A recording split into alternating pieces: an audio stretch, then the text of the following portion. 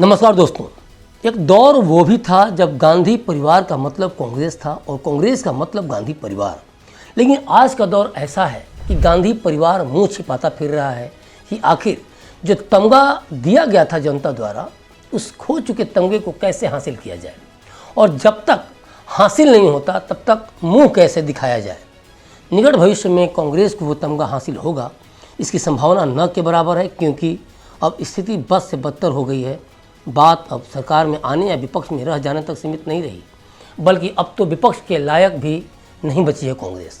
जिस तरह से सर्वे में कांग्रेस को सीटें दी जा रही हैं, वो वैकुंठ विपक्ष की स्थिति क्रिएट कर रही है। और इसे लेकर क्लिक इंडिया के सीईओ समीर कुमार कहते भी हैं कि अगर कांग्रेस बहुसंख्यक की ज़रूरतों पर भी राजनीति करे तो भी अपनी साख बचा सकती है। कांग्रेस को रोजगार पर राजनीति करनी चाहिए, कांग्रेस को महंगाई पर राजनीति करनी चाहिए, कांग्रेस को महिला सुरक्षा पर राजनीति करनी चाहिए। लेकिन कांग्रेस के राहुल गांधी और उसके बड़े बूढ़े नेता भी ऐसे बयान दे देते हैं जिससे बहुसंख्यक जनता का चाहे न चाहे वे अपमान कर बैठते हैं और कांग्रेस को वैकुंठ विपक्ष की तरफ 2 कदम और आगे ढकेल देते हैं। राहुल को देखिए, पहले अमेठी और वायनाड से लड़ते हैं। दो जगह से क्यों लड़ते हैं? क्योंकि क्षेत्र की जनता से बड़ी बड़ी बातें किए, वादे ज़मीन पर उतर नहीं पाए तो हारने का डर सताता रहा और हार भी गए। सोचा कि एक जगह से जीत जाऊंगा तो लाज बची रह जाएगी, लेकिन वो जगह भी शुरू नहीं कर पाए जहां से वे पुश्तैनी लड़ते रहे और अमेठी की जनता ने उन्हें खदेड़ दिया और भाजपा के दिग्गज और तेज तर्रार नेता स्मृति ईरानी को अपना लिया। बात यहीं ख़त्म नहीं हुई, स्मृति ने भी अमेठी की जनता से दिल लगा लिया और घर मकान बनाकर वहीं की बाशिंदा बन गई। मतलब अब गांधी खानदान को अमेठी में नहीं घुसने देना है और ये दिखने भी लगा है, कयासों में ही सही, लेकिन आने वाले समय में ये देखने को मिलेगा कि 25 साल पहले सांसद बनी सोनिया गांधी इस बार चुनावी मैदान में नहीं होंगी। ऐसे में गांधी परिवार अगर चुनावी मैदान में नहीं उतरता है तो फिर अमेठी की तरह रायबरेली सीट भी उसके हाथों से निकल सकती है। 2019 के लोकसभा चुनाव में सोनिया गांधी के जीत का मार्जिन काफ़ी कमी आई है। अमेठी और रायबरेली के स्थानीय कांग्रेस नेता बड़ी संख्या में बीजेपी का दामन थाम चुके हैं, जिसके चलते ही चिंता का सबब बना हुआ है। जिस तरह से रायबरेली और अमेठी सीट से गांधी परिवार के चुनाव लड़ने पर सस्पेंस बना हुआ है, तो इसका परिणाम क्या होगा? गांधी परिवार अगर अपनी परंपरागत सीट से चुनाव नहीं लड़ता है तो कांग्रेस का यूपी में खाता खोलना मुश्किल हो जाएगा। यही है स्मृति ईरानी का बड़ा दांव और यही है मोदी अमित शाह की राजनीति, जो क्षण क्षण कर बीजेपी के नई पौध तक या मोदी अमित शाह के बाद के क्रम में स्मृति ईरानी जैसी नेताओं तक पहुंच रही है। सही मायने में देखा जाए तो हाल के वर्षों में मोदी और अमित शाह ने राजनीतिक चालों की जो डिक्शनरी तैयार की है, वो कांग्रेस के उस जमाने की डिक्शनरी से काफ़ी आगे है, जिसे लेकर एक समय कहा जाता था कि राजनीति कोई सीखे तो कांग्रेस से। आज बीजेपी के पास मोदी अमित शाह की जय वीरू वाली जोड़ी की गारंटी है कि वो आने वाले कई दशकों तक बीजेपी के कमल को मुरझाने नहीं देगी और अपने बाद भी राजनीति की नई पौध तैयार करके जाएगी। और योगी आदित्यनाथ के रूप में वो पौध दिख भी रही है, उसमें जनता का विश्वास भी है और यही कारण है कि राहुल गांधी की जुबान लड़खड़ा रही है और जीभ लटपटा रही है। सुनिए राहुल गांधी ने शक्ति को लेकर क्या बयान दिया, जिसे लेकर सियासत काफ़ी गर्म है, जिसका असर भी 2024 के लोकसभा चुनाव में देखने को मिलेगा। हिंदू धर्म में शक्ति शब्द होता है। हम शक्ति से लड़ रहे हैं, एक शक्ति से लड़ रहे हैं। उत्तर प्रदेश में बीजेपी को टक्कर देने के लिए सपा और कांग्रेस के बीच जो समझौता हुआ है, उसमें कांग्रेस को अमेठी रायबरेली सहित 17 सीटें मिली हैं, जबकि सपा को 63 सीटें मिली हैं।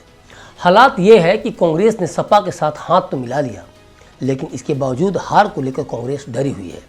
इसे यूँ समझें कि कांग्रेस के हिस्से में आई 17 सीटों से रायबरेली सीट पर सोनिया गांधी ने जीत दर्ज की थी, लेकिन राज्यसभा चुनाव के बाद वो चुनावी राजनीति से दूर हो गई। एग्जिट पोल दिखा रहे हैं कि कांग्रेस को यूपी में सिर्फ एक सीट पर जीत मिल रही है और वो है रायबरेली। और अगर रायबरेली की बात हम कर रहे हैं तो ये बात भी बतानी ज़रूरी है कि जिस सर्वे की बात हम कर रहे हैं वो उस समय का है जब रायबरेली सीट से प्रियंका गांधी और अमेठी से राहुल गांधी के चुनाव लड़ने की चर्चा थी। लेकिन अब खबर आ रही है कि गांधी परिवार अपनी रायबरेली सीट से नहीं उतरेगा। जानकारी के लिए बता दूं कि रायबरेली कांग्रेस का परंपरागत सीट है, तो जिस तरह की खबरें आ रही हैं रायबरेली सीट पर गांधी परिवार के चुनाव नहीं लड़ने की और अगर वो सीट भाजपा के पक्ष में चली जाती है तो यूपी की एकमात्र सीट जिस पर कांग्रेस के जीत का अनुमान है वो भी कांग्रेस हार जाएगी। और क्या कांग्रेस का यूपी में खाता खुलना मुश्किल हो जाएगा? इसे इस तरह से समझा जा सकता है, 2019 में राहुल गांधी अमेठी हारे, सोनिया गांधी रायबरेली से जीती। कांग्रेस आज अगर सपा के साइकिल पर सवार है तो यूं ही नहीं है। कांग्रेस का यूपी में रिकॉर्ड देखिए, वो पिछले लगभग 35 साल से सत्ता से बाहर है। यूपी में विधानसभा की 403 सीटें हैं, लेकिन 2022 के विधानसभा चुनाव में पार्टी को सिर्फ 2 सीटें मिली थीं। तो इससे समझा जा सकता है कि यूपी में कांग्रेस की हालत कितनी खराब है। तो कुल मिलाकर देखा जाए तो सपा के साथ कांग्रेस लड़कर भी बहुत कुछ नया नहीं कर सकती।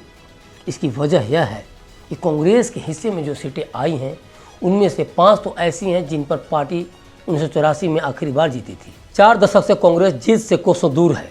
इंदिरा गांधी के निधन के बाद 1984 में हुए लोकसभा चुनाव में कांग्रेस के पक्ष में जनता की सहानुभूति की लहर थी, इसलिए कांग्रेस अमरोहा, देवरिया, बुलंदशहर, सहारनपुर और प्रयागराज सीटें जीत गई।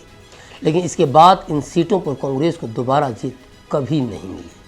कांग्रेस का हाल इतना बुरा है कि पिछले लोकसभा चुनाव में इन सीटों पर पार्टी अपनी जमानत तक नहीं बचा पाई।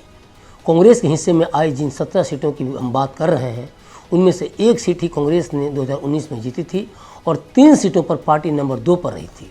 12 सीटों पर उसकी अपनी जमानत तक नहीं बची।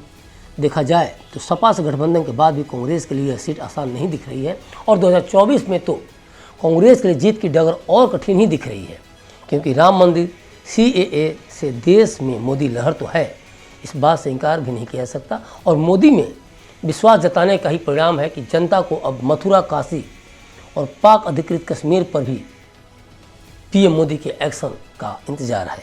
कांग्रेस का हाल आज की तारीख में ऐसा हो गया है कि पार्टी खुद की बेहतरी के लिए भी सामने वाले सहयोगी के सामने बार्गेन नहीं कर पा रही है। तभी तो अखिलेश यादव ने कांग्रेस को वो सीटें दे दी हैं जिस पर उसकी स्थिति कमजोर रही थी। कांग्रेस ने भले ही 17 सीटें ले ली हैं, लेकिन न मजबूत कैंडिडेट तलाश पा रही है और न ही जीत के लिए अस्वस्थ दिख रही है। अमेठी सीट से राहुल गांधी खड़े थे, इसके बावजूद वो सीट कांग्रेस के हाथ से निकल गई, जो कि कांग्रेस आलाकमान ही नहीं उसके हर नेता के जेहन में बैठा एक बड़ा डर है। और यही डर इस बार रायबरेली गंवा दे तो कोई आश्चर्य नहीं होना चाहिए। तो यूपी में कांग्रेस के पास दिखाने के लिए आंकड़े क्या होंगे? 0। और इसमें आश्चर्य इसलिए नहीं क्योंकि यह वही कांग्रेस है जो 1977 में यूपी में महज 1 सीट ही जीत सकी थी और उसके बाद 2019 में भी 1 सीट ही, और वो भी इसलिए कि उस सीट को कांग्रेस का परंपरागत सीट माना जाता था और इस सीट पर सोनिया गांधी खड़ी थी। अन्यथा यूपी में रिजल्ट 2019 में भी 0 ही होता। देखना दिलचस्प होगा कि यूपी में कांग्रेस की सिकुड़ती सियासी जमीन के बीच अगर इस बार गांधी परिवार से कोई इस सीट पर खड़ा नहीं होता है तो कांग्रेस रायबरेली को भी गंवाकर 0 पर न पहुंच जाए। तो अभी तक के लिए बस इतना ही। बने रहिए क्लिक इंडिया के साथ। मुझे दीजिए इजाज़त। शुक्रिया।